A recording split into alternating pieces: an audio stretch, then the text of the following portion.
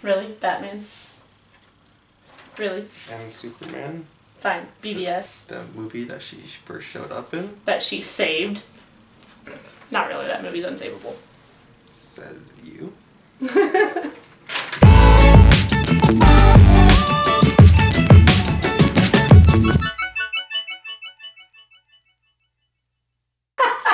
Hi guys, I'm Shannon. Welcome to Nerd Jams, by the way. I was gonna do that after. Whatever. I'm Jadon. We're Nerd Jams, and we are doing our review for Wonder Woman, the movie. Okay, first of all, it is also an important day. It is. This is the 4th anniversary of Man of Steel. So there you go. Superman Day was yesterday, so I didn't National know. Softball Day was yesterday. Oh, okay. Well, I didn't even know that was what today was, so I just saw it on Twitter. Well, there you go. Well, if it's on the internet, it's true. Yep. Well, it's the movie that started this whole thing, and it's why we have this wonderful movie that we have, Wonder Woman. And if I look a little bit disheveled, I am very tired. I woke up Retail at 5. life. Yeah, I woke up at 4:30, worked from 5 to 3:30, and now I'm here. Not a lick of sleep in between. So If I look giddy and wide awake, I am. Because I didn't go to work today. I woke up around 9 o'clock this morning, and I laid in bed until 3 o'clock this afternoon. Reading reviews, watching clips. Oh, wow. Of different things, but of a lot of Wonder Woman stuff, because I like to hear other people's opinions. And I did that last week. I was getting very pissed off about some of it. And I'll go ahead and jump into what I was getting pissed off about. Is it seems very 50-50 that the reviews are saying, despite an uneven performance by the lead actress, yet they give absolutely no examples. They give nothing to explain why she's uneven. And also everybody's griping about the letdown of the fight between she and Ares. Yeah, I agree with that. I agree a little bit with the unevenness. I can give a couple examples. That's what I'm hoping. But yeah, and that is like, that's why I was saying I'm going to see it a third time tomorrow, and that's probably going to be it. Mm-hmm. But that's mainly why is the third act is like the second time I saw it, I was really just bored. Like I was kind of spacing out a little bit. And I wasn't even tired, so, but we'll get to that. Real quick. I've seen it 3 times in theaters. Jadon's seen it twice. Yeah, so once in 2D and once in 3D. 3D. Okay. I have not seen it in 3D. I'm not a 3D fan. However, I saw BVS twice in theaters, both of them for free. The second time I fell asleep. I took a nap. Well, we did see it at like 12 o'clock at night, so. That's the one I stayed awake for. Oh, really? Yeah, the one I fell asleep was the Coles one at like 9 really? o'clock. Wow. Yeah. But we know I have no love lost for BVS. However, what I need to explain about me is I have never seen a movie in theaters twice other than BVS. And again, that was for free. Yeah. And I've definitely never seen a movie 3 times on my own dime and going to see it a 4th. You live a sad life. Whatever. I see movies so many times. You do see? Oh, that's what I thought you meant because I'd seen it so many times. That's the first showing I saw at 10:30 at night when I went straight from 2 different practices. Anyways, I love this movie. Absolutely. Do I know it has its faults? Yes. We're gonna get to that. But I just need you to grasp the fact that I have seen this movie 3 times in the theater because I think that seeing a movie on the big screen makes a difference. That's why I went to see Man of Steel in the theater before it. I went to the Dollar Theater to see it, but I did see it in the theater. I didn't have a choice though. So. Right. So anyways, I just wanted you to know that I've seen it 3 times by choice on my own dime, and I'm going to see it a 4th in the theater. For sure, it's very possible I'll see it a 5th. When it goes to the dollars. You'll never hear me make fun of someone for seeing a movie more than once. I saw Star Wars, 11 times? Oh my gosh. Star Wars Episode 7, 11 times. So, you'll never hear that from me. And, let me give you a full disclosure. So, I'm going to straight up say this is my 3rd favorite out of all the movies. BVS and Man of Steel are my top 2. They fight for first place. And you will hear me say, so, just follow with me here for a second. So Wonder Woman is my third, but by no means is it just a okay movie or anything. Like BVS and Man of Steel are two of my favorite movies of all time. So when I say that this is a close third, like a really, really close third, that's still one of my favorite movies of all time. So this definitely is one of my favorite movies of all time, and going to see it more than once, I've gone with different people each time, and it's even more fun for me to watch them watch it, and just I'm just giddy. I think I would save more if I went with other people, but first time it was just me and my brother, and then it was just me the next time. Yeah. But yeah. Okay, so let's jump right into it. Yeah. So, what do we want to start with? You want to start with positives, negatives? What do you know, guys, if you watch any of our shows, you know this is not going to stay in chronological order. No. Like, it's going to jump around. He's going to say something, and I'm going to go, oh my gosh, I forgot about that. And then anyways. So it's going to jump around. Well, we can kind of start from the beginning. So, this whole thing starts with her voiceover, which I will tell you I wasn't a fan of. Just saying. The world looked really weird too. Like I was like, okay, maybe this is an artistic look, like, you know, take on it. And then the second time I saw it, I was like, I don't like it. But anyways, this whole thing starts with, you know, Bruce Wayne sends her the picture, and she gets into this whole story of who she is and how she came to be. Mm-hmm. And first off the bat, I'm not a huge fan of kid actors. I love Diana. Oh my gosh. I love little Diana.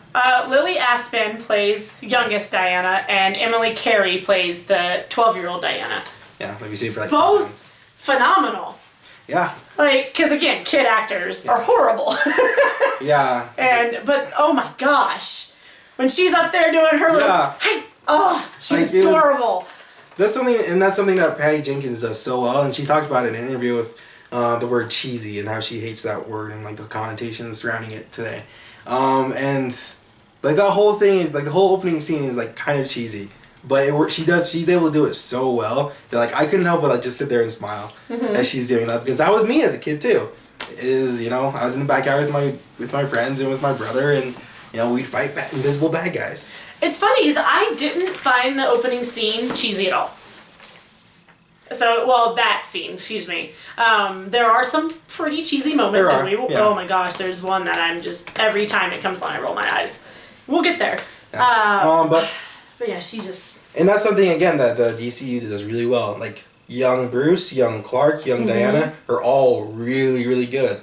And someone put up like a post of like each actor with a picture of how when they were that same age as each actor, and they look exactly alike as all of them. It's they did their research. It's creepy. But they've done a very good job, but it was adorable. We open with that scene, and she's running away from what we find out is her tutor. Yeah. And it's so cute. And we see our first look at Antiope, Robin Wright, who I think, spoiler if you're watching this, you know she dies. Had she been in more of the movie, she'd have stolen the damn movie. Like, every little bit of, she just took over. Her and Connie killed it. Like, agreed. But I even think Robin Wright was a step above Connie Nielsen. No, she just embodied Antiope. Oh my gosh. The way that she smiles when she goes into battle. Oh my gosh, when she's riding in. Yeah. I was blown away by her. And it's probably my favorite picture of her is when she jumps off the shield and she turns around, and then like just like the cold, steely look in her eyes. It gives me chills. Like, I'm getting goosebumps. Right. She's watching Antiope train, and there's an unspoken thing between them while she's running from her tutor. Yeah. And I thought it was cute that she jumps. Yeah. Like, she's obviously a daredevil, and Hippolyta catches her in the "Hi, Mother, how are you today?" It's adorable. But yeah, and then it goes into, we find out, I love how they introduce the story. All of her story. Everything is done very organically. There's not we talk about how exposition is necessary, but it's annoying, and they didn't have to do that. No. Like, so we learn about the war right away. We learn about Ares, who's obviously the villain. Yeah. We learn about how the Amazons came to be, and it doesn't shy away from the mythology of it. It embraces it. So it's kind of give and take with me with the mythology. Like, I love the whole way they did this story. Like, I I want that whole scene that played out, like that whole, all that art, just like in my room or something. Right. It's just like, I love the way that they did that. It's also very Christian. Like you'll find a lot of that in here. Like the whole Ares is like Lucifer and his whole plan for mankind and how he influences them. It's all very biblical, which I thought was really interesting because I thought they would have stuck really strict to the Greek mythology, which I kind of wanted more, and something that I talked with Patty Jenkins about. Right? I saw that, actually. I didn't get it when you sent me a text message, but I got it when you explained it on Facebook. So yeah, she had like a ask me anything on Reddit, and I had a question for her, and she also wished me a happy birthday. Mm-hmm. And that was one of the questions though, was I asked if she had the chance, she would be able to go more into mythology the next time, and she said that's something she definitely wanted to do.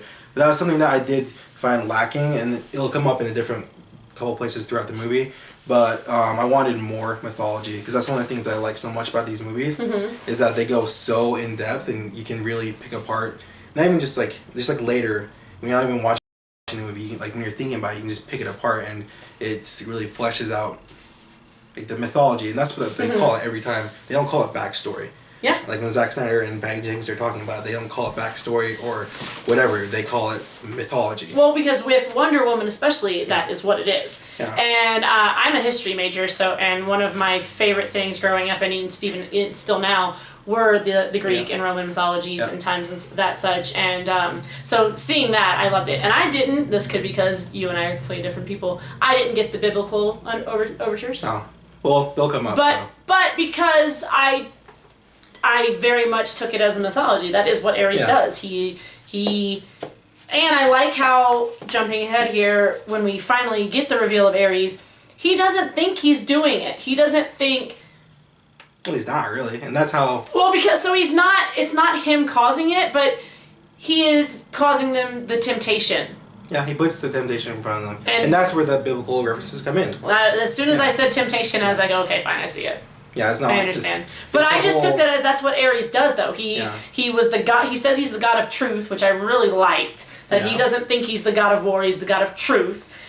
But you're not whispering good things in their ears. Like, you are manipulating them, regardless of whether they use it the way that you're intending. Yeah.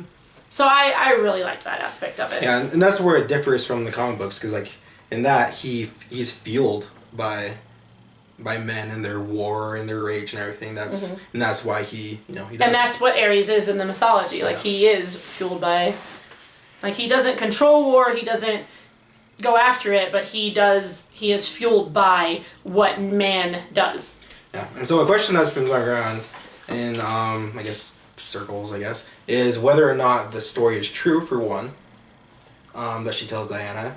And two, if the gods are really dead, because that's another thing in the comic books where they keep coming back. So I kind of am on the side of, I don't think the story is quite true. I don't think Ares was able to kill all the gods. I absolutely do not think they're true, because if you go back into Greek and Roman mythology and stuff, there are many times where the gods are dead and this, that, and they're just they're not active. They're not about, because man doesn't need the gods to rule them. And it actually was worse when the gods were, because the gods fall to man. They fall to the temptations of man. And so when you have this powerful being that is falling to the same temptations and the same sins and the same different things that they can do, it's just even worse. So I do not think that they are all dead. I definitely don't think Zeus is dead.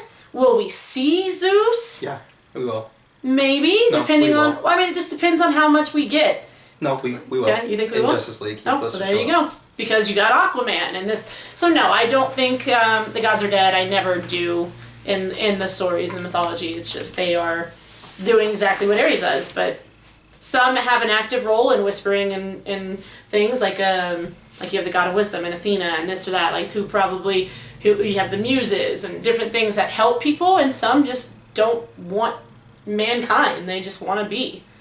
Yeah. So, it all just depends. Did you see the GIF that I reposted? It's not mine, but it's where it's Wonder Woman taking a hit from the chakram and Xena throwing it. Yeah.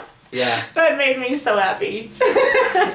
I've loved Tumblr since Wonder Woman. That's another thing though, like, is I love how they got actual athletes. Oh, that's what I was gonna say. If you notice, the Amazons. Yeah. Sorry to cut you off, but this is one of my favorite things. I kept reading interview after interview, trying to find, and I'm sure it's out there. I didn't do enough research, but I was trying to find specific who they were, and I only found a video, and then I couldn't find that video again. But anyways, the Amazonians, the women, several of them are played by world-class athletes. There's a judo champion. Ann Wolfe, Ann Wolfe, yep. Probably the best women's boxer in the world. There's a CrossFit champion, and it's just all these powerful female athletes that have that physique and are strong, and they're the ones playing. And none of them did a bad job. No, they didn't. When you see Ronda Rousey in a movie, she sucks. Like, guys, I love terribly. Ronda Rousey. Yeah, she's I'm not so much anymore, but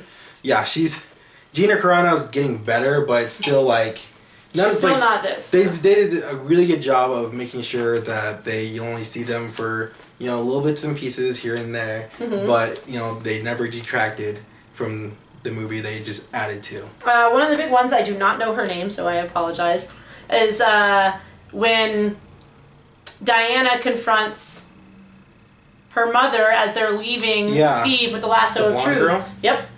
I follow her on Instagram. Yep. I can't remember her name though. So watching her, for someone who judges but studies actors, I can tell she's not.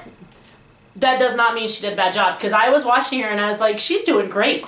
Like, her reactions are spot on, and she doesn't look awkward. Yeah. So I thought that was really awesome. And then watching interviews and reading these things and just listening to them talk about the day of the battle.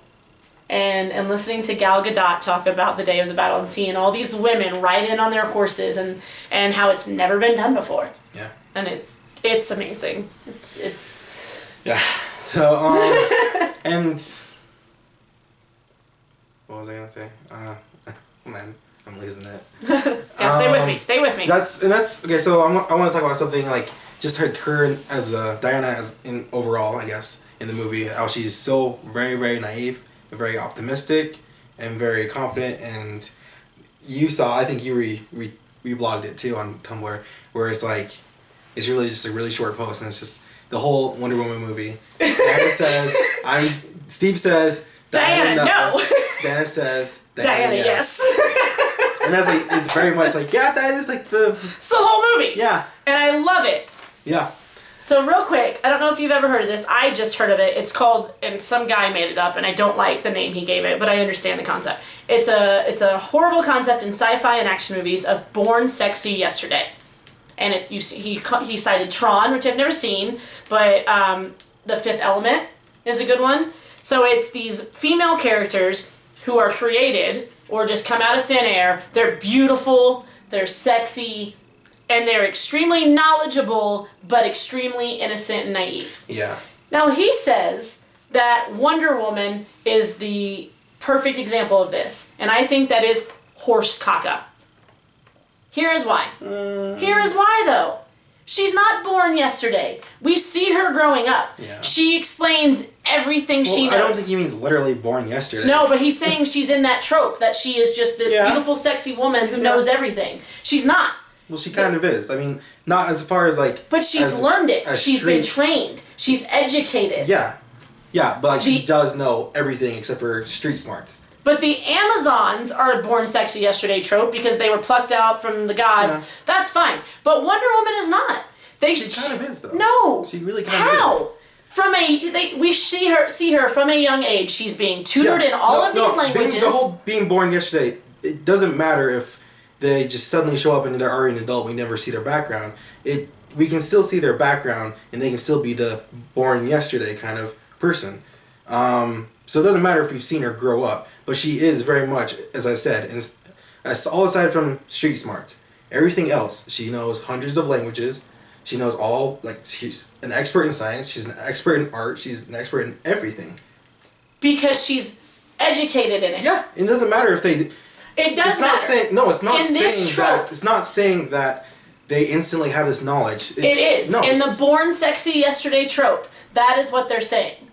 I don't because think it Fifth Element is a woman who's created, who knows this stuff. She has to learn English, and she has to learn our past, but she knows how to fight. She knows these weapons. She never was trained. She was literally built that way. Tron is the same way. She is literally a cyborg that is built into a human, sexy female who then has to learn street smarts, but knows all this other stuff. It is just put in her brain. That is the born sexy yesterday trope. Okay. Wonder Woman is not that. Yes, I can agree with. She has an enhancement because the mythology. She's a god, so she probably learns faster than others. But she had to train to learn how to fight. Okay, I was thinking of it in more of a more general sense. No. Not just this one trope. Not like. And I've seen it more than just the one guy who I followed to YouTube and listened to his examples and stuff. So that really irked me that when I saw several people, and most of it's on Tumblr because that's my big social media outlet for movies and stuff. But it bugs me because she was trained to fight. She wasn't just born and she learned how to fight. Is her strength given to her? Yeah, she's a god. The gods are strong and powerful. Anyway, so that's my only thing there. Well, I have to warn you, when you're getting into the DCEU and the whole comic book movie thing, you have to be very, very just like thick-skinned because, yeah, it is a war basically out there. Oh, I know. Very much. I know. The whole Black Panther, Wonder Woman thing is ridiculous and. We'll get there off screen. Whatever. Yeah. So. Okay. Where was I going? You were just saying about okay, so it goes back to the whole thing online.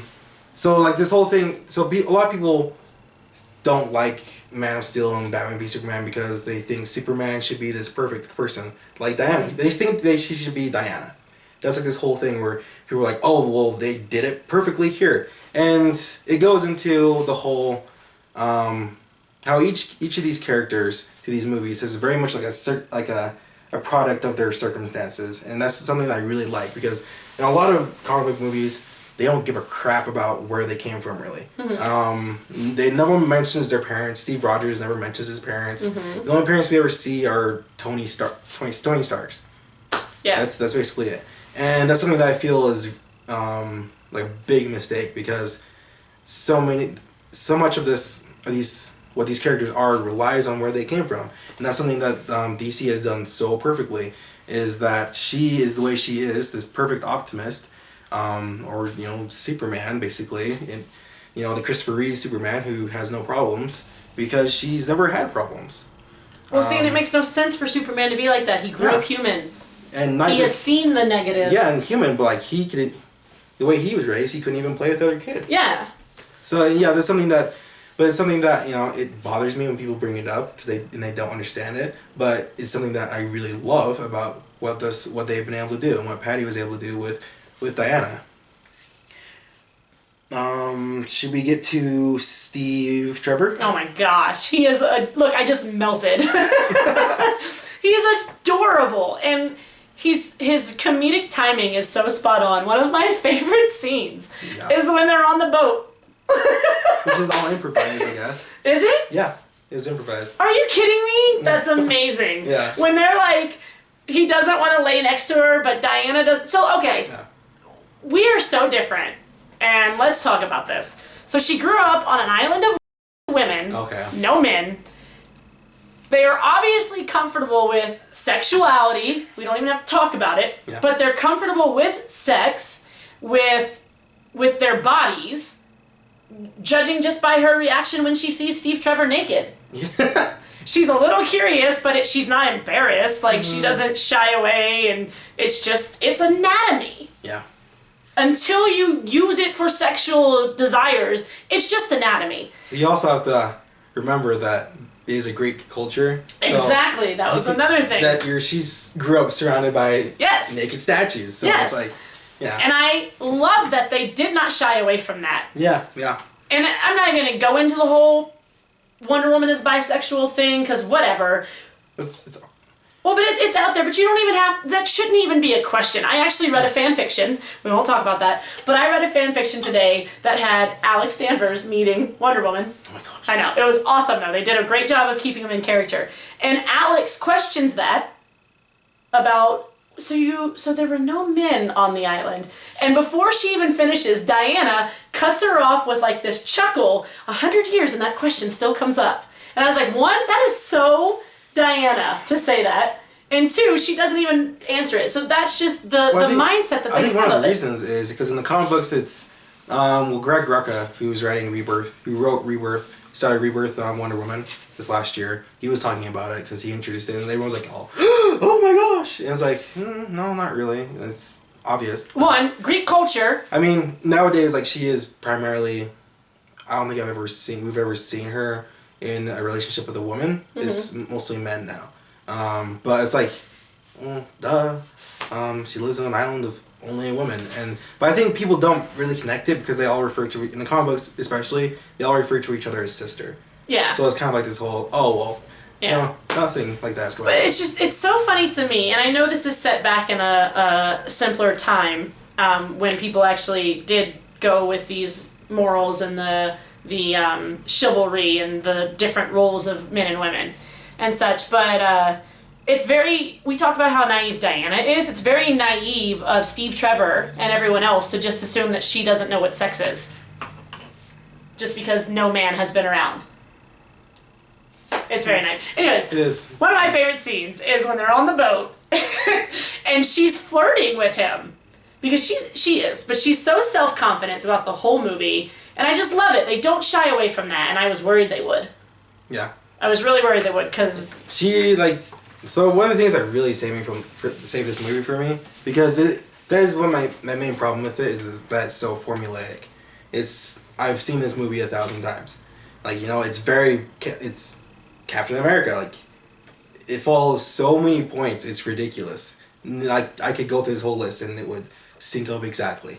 Just trust me. Okay, I believe you. I don't know. I just don't know. I don't know. But I've seen in this war movie, it's a mixture of, I've seen so many war movies and I've seen so many comic book movies that follow the same formula of, well, just to put it really simply, it's not this simple. It's, a lot greater than this, but, you introduce the character, you introduce the villain, you introduce the character's desires, she gets a cool suit, she gets her powers, she defies someone, she loses someone, she goes out on her own with her team or whatever, she loses, she wins. Well, no, she wins, she loses, she wins, she loses someone, and then she moves on. Okay, fine. Yeah. It's like, and but what else are you gonna do? And you also have the villain. It's the villains were awful. Who's not actually the villain. Yeah, that trope was spoiled. Saw that coming. Yeah. The minute they introduced Lupin as somebody, I'm not gonna lie, I didn't see him as Ares until right at the end. But the minute they introduced him, I was like, "That's Lupin. Oh, he's important." I thought he was a different god. So many things were spoiled for this movie. That was spoiled. Patty Jenkins even spoiled herself. She spoiled the God Killer thing, and it was she came out and said Diana's not the God Killer. Like, straight up said it. Not the God Killer? No, I mean, she said the sword isn't the God Killer. Well, I knew that. The minute they said God Killer, I knew it was Diana. Yeah, and that's actually a problem I have with Hippolyta, is that whole thing pisses me off. Anyways, I want to talk about that too. Yeah, anyways, but... we're going to run out of time, so... Yeah, so that is one of the things that saved this movie for me, is Patty had a way of making things fresh, and... she had a way of making what was expected to just be a little bit more original. Yes. And that goes with the humor with Steve Trevor. Oh my gosh. And his comedic timing. Because I expected... and their chemistry. Yeah, is off the wall. Was just everywhere. Yeah. The thing is, with movies nowadays, and I've said this so many times, there are no original concepts. Not really. Not that are getting made. No, there really is no such thing as an original concept anymore. So going into it, I expected that. And I've told you before, I'm not a big fan of origin stories because they tend to drag. Yeah. And I feel like the first time I saw it, the third time I kind of dragged a little, but the first and the second time I saw it, I didn't even realize that 2 hours had gone by. Yeah. I was just like, holy crap, I can't believe it's already almost over. I didn't feel like it lagged at all. Again, that's where it does for me in the third act. And it does with every villain scene, because I knew from the get-go that Danny Huston or Ludendorff wasn't... Ares, yeah. I know he wasn't Ares too, it was too simple. And it bothers me because he's such a great actor, and all he's there for is a smokescreen. And it's actually, Ludendorff's an actual person. Yeah, like that didn't bother me, that he was a smokescreen. I really thought it showed us who Diana is, and it showed us how much she needs to learn. Yeah. It's the first time I was completely fine with it. I barely even thought about it. But the second time, that is where I'd be in the movie, like really engaged in it, and then they would come up on screen, and it's just like, they're horrible. They Dr. Morrow Dr. Morrow, Island of Dr. Morrow. Come on, people. Dr. Poison. She's unnecessary. First off, she's a plot device for the gas. Yeah. Yep. And but the reason I didn't like it is they actually were doing a good job of making them very evil and very menacing until the giggles. Awful. Yeah. And the terrible shot. Yeah. When they're like, if we can figure out this equation, it'll be terrible. I roll my eyes every time, including the first time. I was invested in her character for like a second. Right where you first meet her, and Steve is stealing the thing, and this is something I read about, was that Ludendorff really believes in her and her work, and he tries to encourage her and and help her as a person, and you kind of see that at the beginning where he's like, I believe in you. Yeah. I don't believe in the notes or whatever and all that, but then almost immediately it's just like the actor herself, I felt, was really hammy. Yes. And this, like, the character, I didn't know anything about her. You don't learn about her story. You don't learn about her. She had an interview. She had a case of the Maggie Sawyers. Yeah. But worse. Somehow worse. But she had an interview where she was talking about it with Patty, and she's like, well, how did she get the scar? And she's like, well, she did it to herself, testing the gas on herself. And it's like, that would have been awesome to know. Yeah, that would have been great to know, but we don't get any of that. And so those parts that really drag for me. They could have easily have put that in there too when they're trying to explain who Dr. Poison is or why she's so bad. Like someone crazy enough to test it on themselves or something like that. That exposition that we actually didn't have to have for other things. We gotta get going though. So the villains were awful. When they throw the gas mask in, I actually thought that was a good point. Like when she says, but the gas mask won't help. Yeah. I liked that. I wish they would have said they don't know that menacingly and walked out. But then the giggles, I thought it was all, and it just ruined them for me. Yeah. It wasn't good. I did like the whole sniffing thing. I liked that the first time I watched it. I liked that effect. I do like the theory though that people had, is that it's a precursor for Venom that Bane uses. Oh, well there you go. And that, that's what inspired him. Yeah. That'd be cool, but I don't really care. But we are off topic, of course. Let's get back to Steve Trevor. Yeah. So does he find Themyscira? Yeah. By her powers being used for the first time? Or because no one has stumbled upon it in all this time, and it's her powers get used, and all of a sudden they break the mythical barrier. No, I don't think so. So it just happens? I think it's just, yeah. He is adorable. He's in amazing shape. Yeah, he is. And...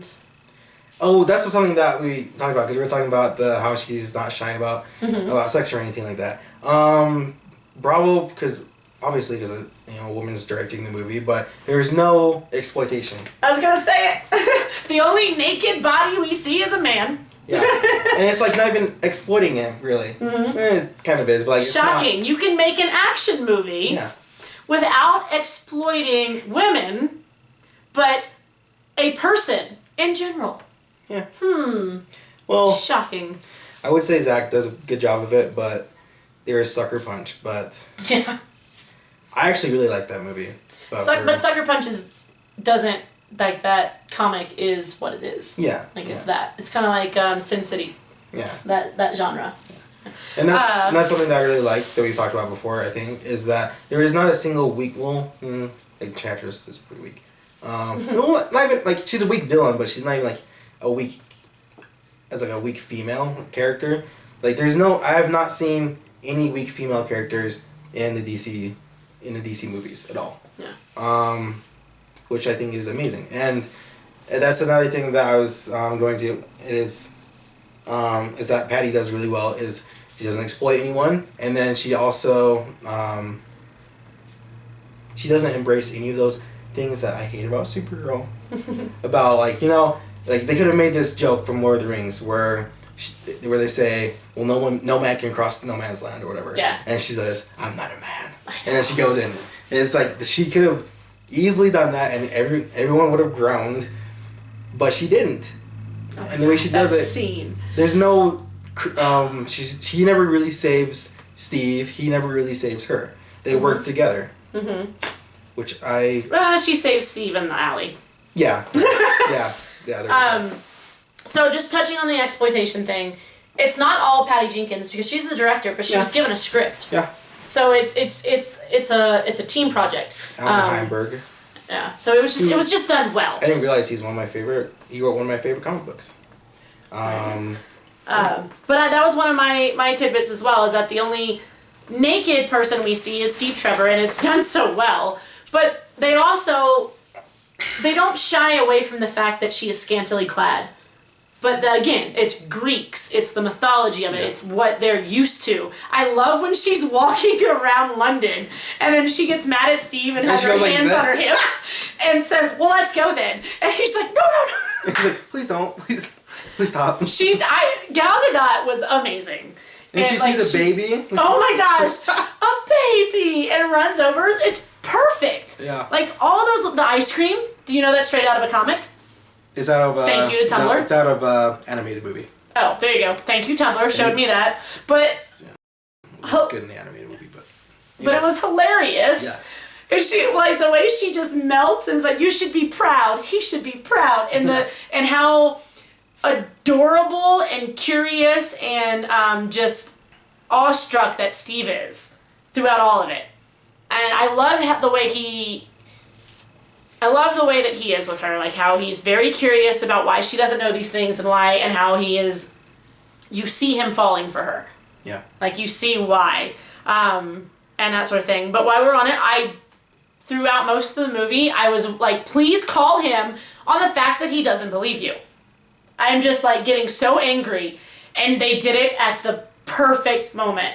Well, I don't think he doesn't believe her. Well, I think he is on the fence of believing her. Like, he's leaning towards believing her the entire movie. But then it gets to that point where he's like, no. And then she calls him out on it. Yeah, it's when she goes to the village. Throughout the whole movie, he's seen what he's seen. And the whole lasso thing, he can't deny it. And then it gets to a point, though, where he's like... But he still doesn't believe her. He doesn't believe that Ares is real. He doesn't believe that... And I think... I understand why. Yeah, I think it's just... He's very torn. And I think it's not because it's so fantastical, but because of her naivety. Right. Well, that and because it is fantastical. But it was bothering me that she wasn't seeing it.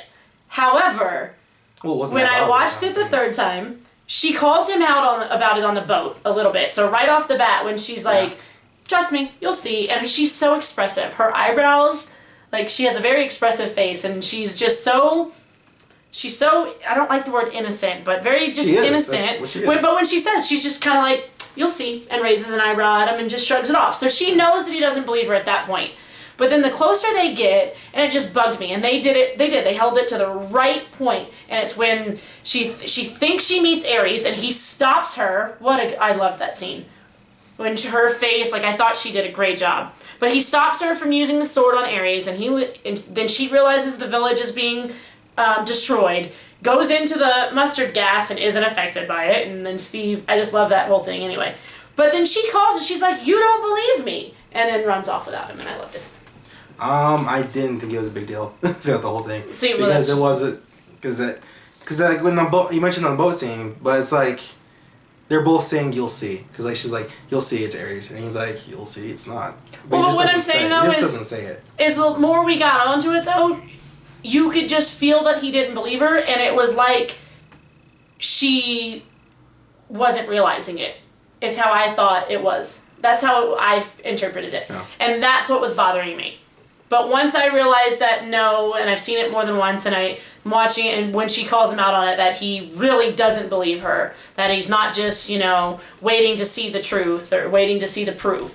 He really doesn't believe her, but she did call him on it, so I was happy with that. It's kind of like the music. I was waiting for the damn theme music, and I'm like, Give it to me. It's in the whole movie though. Whoa, but I mean the Batman vs Superman entrance, the big. And they did it twice, and it was perfect. Yeah, and it's in the perfect moments, and it's kind of sad though that they can't use the whole thing because it's not early 1900s. It doesn't scream early 1900s. So I was a little sad by that, but it was. Well, you just want to talk about No Man's Land, or? Wait, hang on, not just yet. Etta James. His secretary. Etta Candy? Etta Candy, thank you.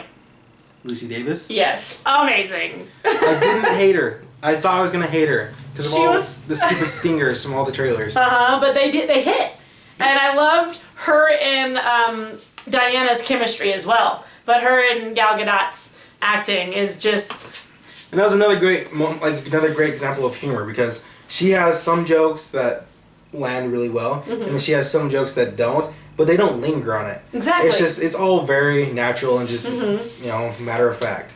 When she's teaching Diana about clothes, she's like, "Oh, that's how we keep our tummies in," and only one without a tummy.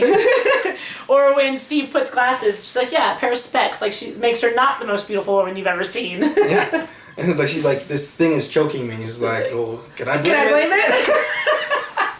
I love seeing her frustration with her trying on. And I love Diana, like how she doesn't know. She doesn't understand because it's the way that she's only known. That women are strong and women are independent and they can stand up for themselves and they can fight. So everything she puts on, how do women fight in this?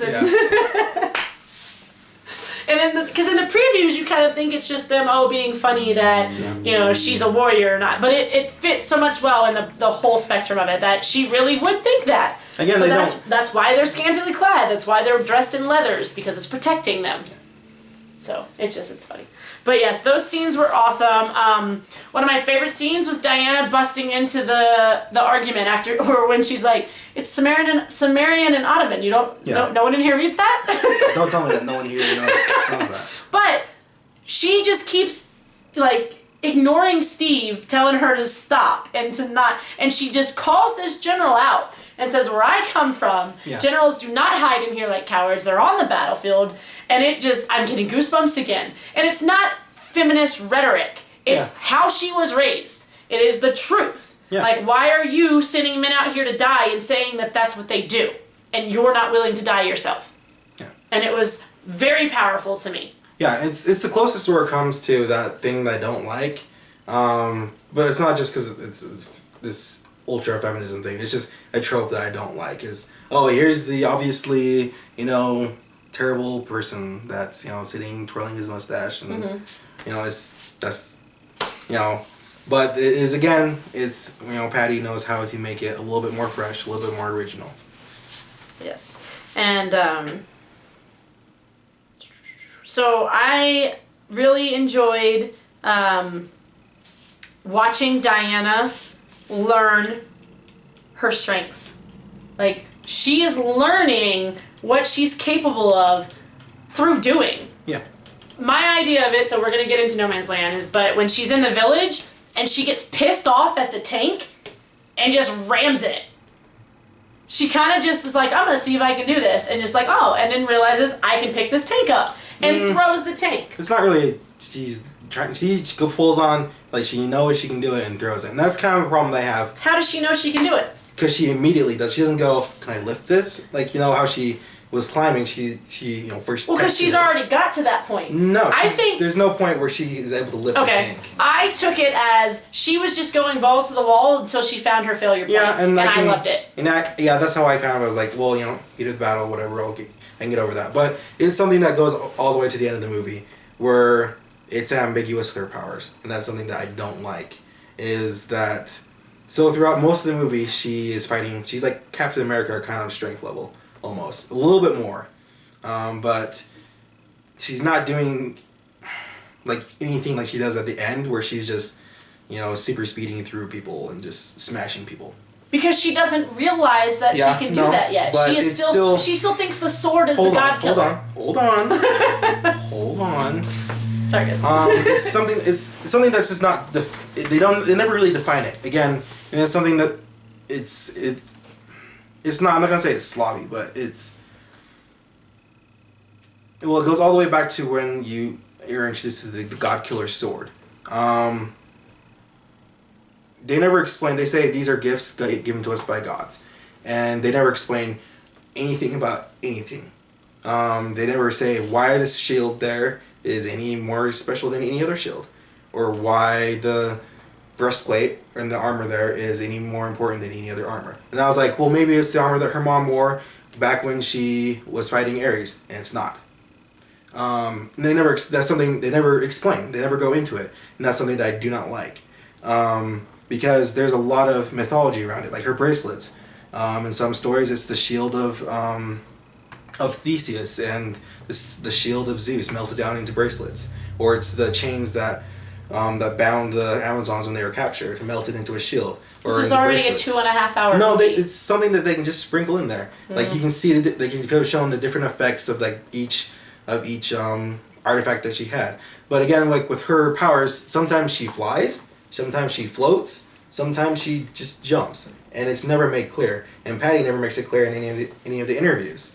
They never make it clear whether or not she's using the lightning. Calm down. Whether she's using the lightning or whether she's channeling the lightning that Ares fires at her. And then there's a point where she's just walking, and all of the shrapnel is just exploding and disintegrating around her before it even touches her. She has like this magic shield for no reason. And again, it's just something that I don't like. With Superman, they define it. Jor-El says your skin is stronger, your muscles are stronger, da-da-da-da-da-da, and it's through all the entire movie. And you can see where his limits are and where his limits aren't. Now you can... So I disagree with the inconsistency of powers, because she goes from jumping to floating to flying. Like she doesn't float and then go back to jumping. Like in the village, she jumps and she needs the shield, which was an awesome moment for Steve Trevor to remember the shield moment, because that was amazing from the beach. And then to show like the guys having the strength, it was just awesome. So she doesn't fly there. It's never made clear if she does fly. It's never made clear. I thought it was clear. No, it's not. I thought it was clear that she just launches off of the shield with force. Yeah, she jumps there, but then when she's fighting Ares, he lifts up like this huge slab of concrete. And she floats for a moment. And it's like... Well, because she just saw him do it. And she's learning... See, to me, I took it as...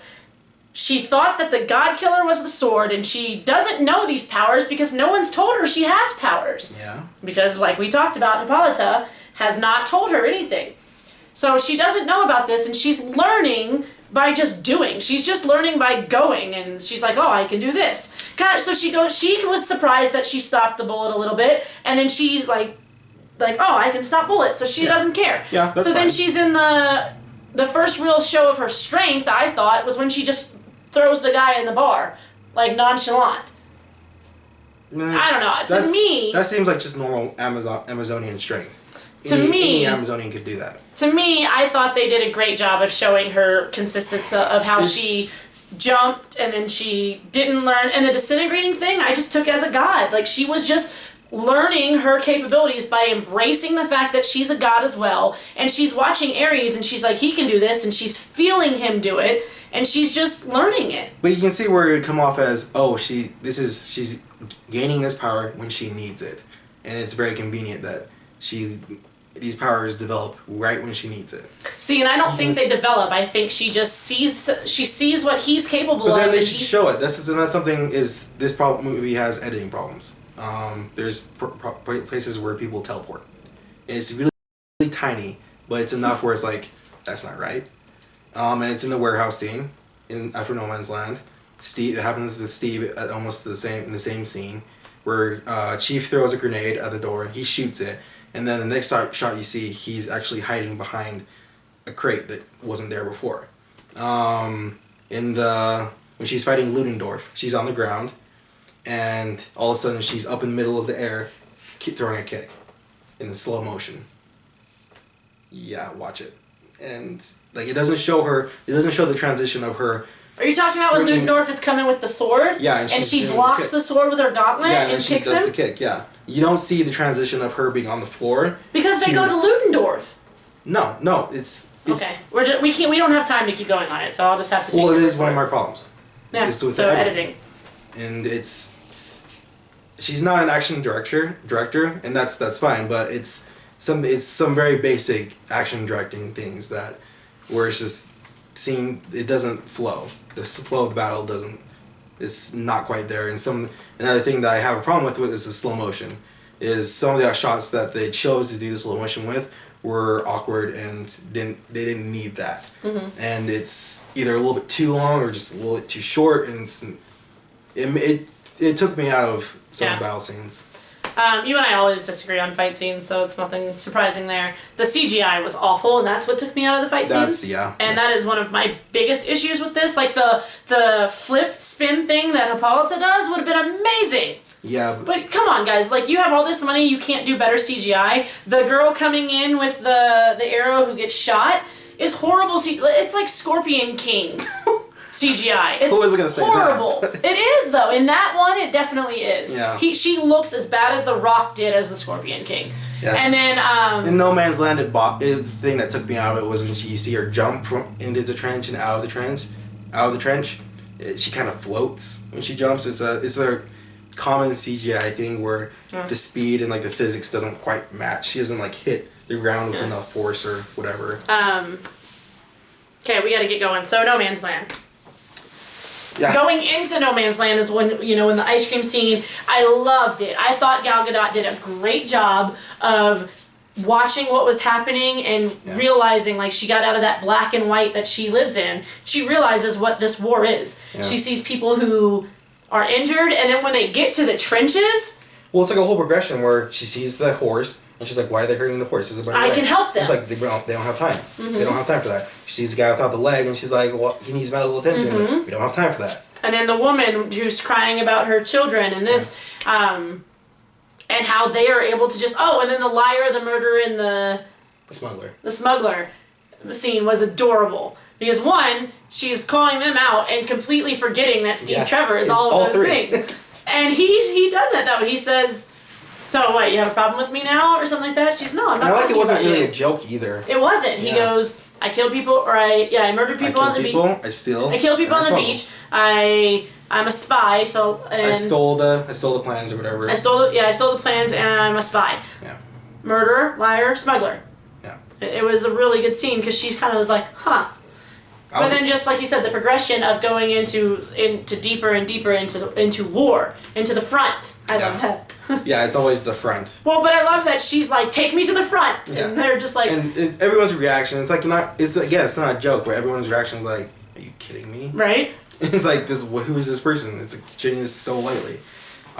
Before we get past it, Chief, I liked his scene where she meets him and she's like, well, my people have nothing left. And she's like, well, what happened to Who took that from you? Who took it from you? His people. Yep. Well, same thing with Samir when he says, we can't always be what we want to be. He's like, be an actor, but I'm the wrong color. And like, just things, and it shows the PTSD with Charlie. I didn't like that. I didn't hate it. It's just, I had a problem with him in general. Because it's the whole kooky, I loved him. Over the top acting. This is not something I enjoy, but I felt like it glazed over it too fast, and it was just like all suddenly there where he's having the nightmares. Of course, he's having the nightmares. He has the obligatory "get off me, leave me alone" storms off, and then they never really resolve it. They don't. Yeah. And I mean, she calls it out though when he can't shoot, and he's like, "You have a marksman who can't shoot," and but I enjoyed those scenes. I liked when Chief meets her and he starts speaking something I thought it was a greeting that he was speaking in his language, and it's his name. Yeah. And of course Diana knows. Oh my gosh, the scene of Samir and Diana talking different languages. And Chris Pine. Oh, you're done? The whole where they find out about Themyscira. I mean, there's a whole island of women. Hello. Never met. I already had that thought. It's like, how do I get there? He says something else where he's like, I am both frightened and aroused. Oh man, so they were great, and I loved that they use the same actors in the picture, obviously, and that I love that that's how they brought this story. Oh, Zack Snyder cameo. He's actually in the picture. Oh. Like he's you have to you'd have to zoom in, and people have zoomed in, but he's so like on the right hand side, like past Chief, there's a soldier also taking a picture, and that's him. Okay. Well, there you go. You can see him when they're taking it. So is there anything else right there that we need to talk about? I mean, I love seeing Chief come in, and all the soldiers are so happy to see him. So we know. Yeah, I love that. I love that too. This moment, it does make me tear up a little bit, but it's really the whole thought of these people all died. Mm-hmm. And that's one of the things I was wondering about when I went into the movie was, how did she not end up like Captain America, like this huge icon, and everyone knows her, and it's like, oh, everyone that knew her that is dead. Yep, I was wondering the same thing, and then. So that got me choked up a bit. And I was like, all these guys probably died. Mm-hmm. A whole year too. Yeah. A whole year. They've been doing that. So I absolutely loved everything about that scene when she is just completely distraught and she's so upset because she doesn't understand how we're not helping, how we're not fighting, how and she just doesn't get it. And I was very much, I guess, in Steve's place where I was like, yeah, it's like they don't have superpowers. Right, he understands that they've been fighting, and I love that the Amazons are a violent culture. If you look at them, like they train, they expect, they're there for a war, but she's still surprised by what she sees. Oh, remind me to bring the aha moment or whatever up. Okay. But yeah. But yes, everything about this scene is phenomenal. I really love how Chris Pine's amazing anyway, but I love him in this scene when he is trying to desperately explain to her, one, why they have to keep moving because it's such a small window. Yeah. And he's just trying to get through to her, but he can't. And how she just says, Diana, yes. And it's I saw another aha moment. But it's interesting to see how she is so much the blunt weapon, she's the blunt instrument that just wants to go through and just wipe everyone out, stop the war. And it's interesting, and he's, the spy. Mm-hmm. He's the guy who's behind, behind in the shadows. And then when you go fast forward into Batman v Superman, she is now the spy. Mm-hmm. And there's a lot of things like that you notice, and it makes it really. I need to watch the movie again now, but her part in the movie is now a little bit more interesting because when Superman dies and it has a shot of her and Batman and then Lois and Superman on the ground, she kind of looks up for a second and pauses and breathes. Yeah, I wanted to bring that up as well, that she does that, and I think it's probably a meditation ritual that they do, or something along the lines that that doesn't really get an explanation, but we see her do it after she hurts Antiope for the first time. No, that's not where I was going with it. Oh, what are you talking about? Well, what everyone's saying is maybe is she looking up and remembering when Steve died? Oh. Yeah, and when she looks at Lois, when Lois runs up and she gives her this look, and she's like, it's kind of like this look of I've been there. Okay, I see what you're saying. Yeah.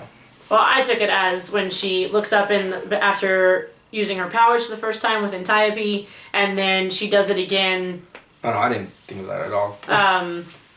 In the end scene when they're going up to see when the war is over, she does it in the middle of the crowd, and she just looks up and collects. Anyways, but yes, I really do like how they tied that in, and it explains. We find out why she wasn't the huge hero that she could be, and why she was just because mankind disappointed her. Yeah. And she sees the true evils. Like, she thought it was Ares that was driving them. And to a point, it's him that's whispering in their ears, and when she defeats him, they do see a light, but, Ludendorff is still just evil. And she sees these evil people and that sort of thing. So I really liked how they tied that into Batman vs. Superman. But we've got to get to the No Man's Land and go from there, because... So, thanks for watching. We're going to cut it off here because we went way over time and I didn't feel like editing all of it, and because I couldn't, we just get giddy. We should have foreseen this. We should have. If we go this long with Supergirl, that is true. With a strong female character, we should have known that I wasn't going to shut up enough for us to put this in a small little package. But we are going to put out part 2, so if you made it here, go check that out. If not, hey, argue with us on here. The second part's probably a little bit more fun because we really get into it. But I'm Shannon. I'm Jadon. And thanks for watching.